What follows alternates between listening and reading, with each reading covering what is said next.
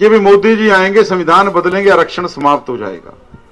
जबकि मोदी जी को तो आपके आशीर्वाद से 10 साल पूरे हो गए, आपने 11वां साल उनको दिया है। और मोदी जी ने जो 10 सालों के अंदर हमारे बीसी समाज या एसटी समाज के लिए योजनाएं बनाई, कांग्रेस 50 साल के राज में उनको छू भी नहीं पाई, बनाना तो दूर की बात। और इधर इनके युवराज अमेरिका जाते हैं और क्या बोलते हैं राहुल गांधी जी कि अगर मेरी सरकार आएगी तो मैं आरक्षण के बारे में सोचूंगा, यानी समाप्त करूंगा। मुझे ध्यान आता है, गांव के अंदर एक कहावत चलती थी। मां ने कहा कि बेटा अगर तू थानेदार बन गया, बोला मां पहले तेरे को ही पिटूंगा।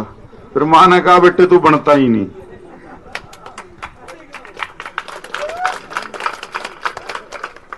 तो ना तेरी सरकार आनी, ना तूने आरक्षण समाप्त कर पाना। और झूठ कितनी सफाई से बोलते हैं। और देखिए इनकी महिला और दलित नेत्री कुमारी शैलजा जी से हमारी राजनीतिक प्रतिद्वंद्विता हो सकती है, लेकिन एक महिला होने के नाते, एक दलित नेत्री होने के नाते उन्होंने केवल ये कहा, उन्होंने पूरा जीवन कांग्रेस को दिया। कांग्रेस के बुरे समय में सबसे ज्यादा के साथ रही। उनके पिताजी ने अपना पूरा जीवन कांग्रेस को दिया। उन्होंने कहा मैं मुख्यमंत्री बनना चाहती हूं। उन्होंने ये नहीं कहा मुझे बनाइए। और राजनीति में इच्छा रखना कोई गलत बात नहीं है। और उसके बाद जो उनको जाति सूचक शब्द सुनने पड़े, गालियां, उनको प्रताड़ित किया गया, वो आज तक एक रैली को छोड़ के कहीं प्रचार के अंदर उतर नहीं पाई। ये कांग्रेस की दोगली राजनीति है। कांग्रेस ने हमेशा हमारे बीसी समाज, एसटी समाज को वोटों की फैक्ट्री की तरह इस्तेमाल किया, वोटों की मशीन की तरह इस्तेमाल किया। और मैं समझता हूं कि आज के समय में सबसे झूठ बोलने का अगर सबसे बड़ा लाइसेंस किसी ने ले रखा है, भाई झूठ बोलने की सबसे बड़ी फैक्ट्री राहुल गांधी है। आप देखिए आज गरीब के बच्चे को, साधारण परिवार के बच्चे को नौकरी मिल रही है बिना पर्ची खर्ची मर्जी। कांग्रेस के टाइम तो वही पर्ची, सिफारिश, खर्ची, पैसा, मर्जी। मेरे साले का लड़का लगेगा, मेरी मौसी का लड़का लगेगा, मेरी बुआ का लड़का लगेगा।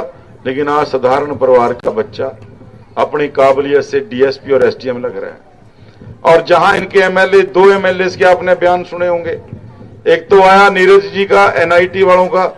कभी हुड्डा साहब से बात होगी, सरकार में आते ही 2000 नौकरियां मेरे खाते में आएंगी और मैं बांटूंगा।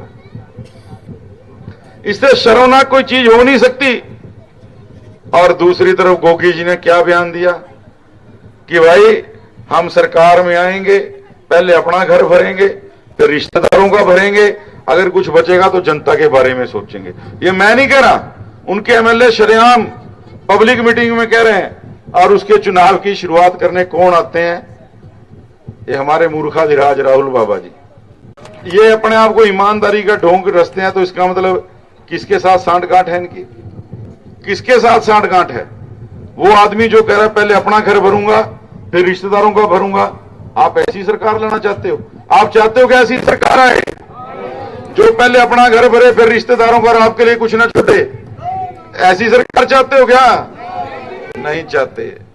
देखो भाई, आज ये बीच में आएंगे आपके, हम सिलेंडर 500 रुपए में देंगे। वो तो हमारी सरकार फैसला कर चुकी, मंत्रिमंडल में पास भी हो गया। आज अमित शाह जी भी कह के सरकार आते ही 500 रुपए में 1 महीने में 1 सिलेंडर मिलेगा। फिर ये कह रहे जी हम पेंशन 3000 करेंगे। अपने टाइम तो 500 और 800 से ऊपर पेंशन नहीं हुई। आज जब हमने कर दी, आज भारत में सबसे ज्यादा पेंशन हरियाणा में है। इनके टाइम तो पेंशन कैसे होती थी? पेंशन कोई देने आता था ना, बांटने, 200-400 रुपए काट लेता था, 3-4 महीने की इकट्ठी पेंशन लेकर आता था। 4 लाख लोगों की पेंशन खाई माता इन्होंने हर महीने जो मर गए। और जो ठीक बात है, जो जिंदा लोग हैं उनके 100-200 रुपए काट के दे जाते थे। चंडीगढ़ उन्होंने काट रही है। आज कितनी पेंशन आ रही माता? और कहां पे आ रही है? बैंक में। कोई 1 रुपया तो नहीं काट रहा। याद रखना ये बात। आज ये कह रहे भाई आयुष्मान कार्ड का हम दुगना कर देंगे। 50 साल सेंटर में रहे, इनके ध्यान नहीं आया कि क्या कभी साधारण परिवार में या आम परिवार में, गरीब परिवार में बीमारी आ सकती है। सिर्फ मोदी जी ने सोचा कि आयुष्मान कार्ड बनाऊं, और पहले 2015 से पहले कोई बीमार नहीं होता था क्या? होते थे कि नहीं होते थे? तो भाई क्या था, रिश्तेदार 10, 20, 50 हजार की मदद करता था, अगला कह देता था मेरी कबीलदारी है। गलत है? ठीक है बात? हाँ। और आज भगवान ना करे कोई ऐसी बात हो जाए, 5 लाख रुपए तक किसी का मुंह नहीं देखना, आपकी जेब के अंदर ताकत डालो। इलाज होया किसी का? आपका होया? हाँ जी। में पंजाब है, पंजाब में आयुष्मान कार्ड चलना बंद हो गया। नहीं, बंद हो गया माता, बंद। कारण ये सरकार दूसरी है। मोदी जी ने पैसे तो भेजे थारे इलाज वास्ते पंजाब के, और इन्होंने खर्च कर दिए तनख्वाह देने में, क्योंकि तनख्वाह देने में पैसा नहीं। अब हिमाचल वाले कह रहे, हिमाचल वालों ने कहा था कांग्रेस की सरकार है, 1000 रुपया औरतों के खाते में डालेंगे। अब ये कांग्रेस वाले कह रहे जी हम 2 पाएंगे। हिमाचल में 22 महीने में एक बार पैसा पाया, हफ्ते बाद वापस ले लिया। और हमारी लेकिन मोदी जी ने गारंटी करके भेजा है, नायब जी की गारंटी है, सरकार आते ही 2100 रुपया हर महीने महिलाओं के खाते में आएगा। और ये मैं इसलिए कह रहा हूं, जो बीजेपी कहती है पूरा करती है। हमारी मध्य प्रदेश में सरकार, छत्तीसगढ़ में सरकार, राजस्थान की सरकार ये ऑलरेडी दे रही है, पहले दे रही है। हम केवल वही बात कहते हैं जो कर सकते हैं। आपके चाहे पीले राशन कार्डों की बात हो, आज से 10 साल पहले याद करो किस तरह धक्के खा के बनते थे, याद है? सिफारिशें कर करके 2 जूती जोड़ी टूटती थी। और आज CSC सेंटर में जाओ, 5वें दिन राशन कार्ड आपके हाथ में होता है। कितने के लोगों के बन गए जी राशन कार्ड? कितने के बने?